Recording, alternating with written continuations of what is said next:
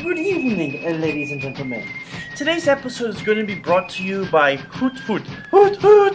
I have a few of those around, so who wants you to know there's a 10% discount on Pokemon. We're actually going to talk about something interesting today. It's going to be about finding your life's purpose. Many of us have no idea what we want to do with the rest of our lives. Now, there are some folks, some tech phenoms, some Olympic athletes, they figure it out early and then they're super rich. For a lot of people, though, it's very hard to know what you want to do. So, I want to point out a hero of history who did not know what he wanted to do at first, and that was Ulysses Grant. Now, his name was Hiram Ulysses Grant at his birth. He was born in Ohio. His father, Jesse, was a tannery expert, and he ran a tannery, and Ulysses worked there, but he hated it. He said, I want to do better. I don't want to work on this farm anymore. I don't want to work with leather anymore. But he loved horses. That's all he knew. So his father asked the local congressman, Representative Thomas Hamer, can you get my son into West Point? It'll be free. We can't afford college. Sounds familiar. But it'll be free because he'll enlist in the military. Now, Hamer didn't know that Ulysses' name was Hiram. He put Ulysses as Ulysses S. Grant. When Ulysses got there, he realized he couldn't change it, and that's why we call him Ulysses S. Grant. Anyway, Ulysses was not a great student. He was not good at math. He was with the languages. He graduated 21st out of 39 people in his class. Okay, comparison, Robert E. Lee, who was also in this class of 1843, graduated second in the class. But Ulysses was really good with horses. So when he joined the military, ironically, they made him an infantryman. They sent him to the Mexican-American War along with many other famous people from history, and Ulysses S. Grant showed his bravery. His most famous moment was on the streets of Monterrey when he charged in head first.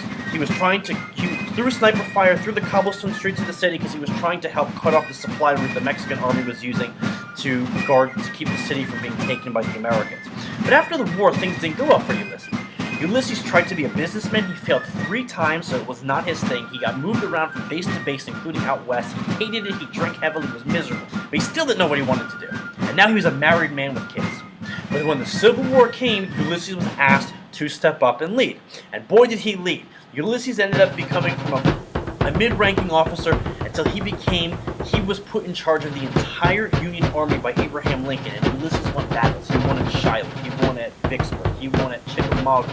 He won at, well, the Wilderness is debatable, but he won at Petersburg. He took Richmond. He was the one who signed, ironically, his former classmate who was better at him at the school, but who lost to him in the war, Robert E. Lee, at Appomattox.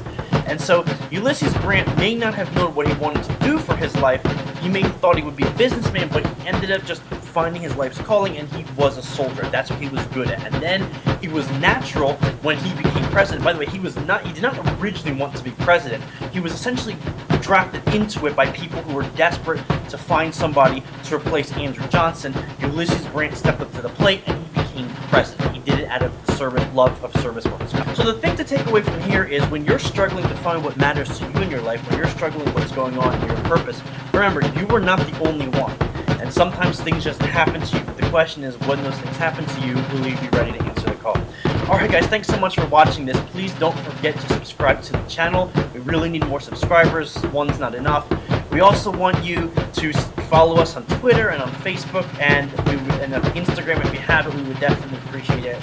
We will have more fun heroes of history, also some mythological people like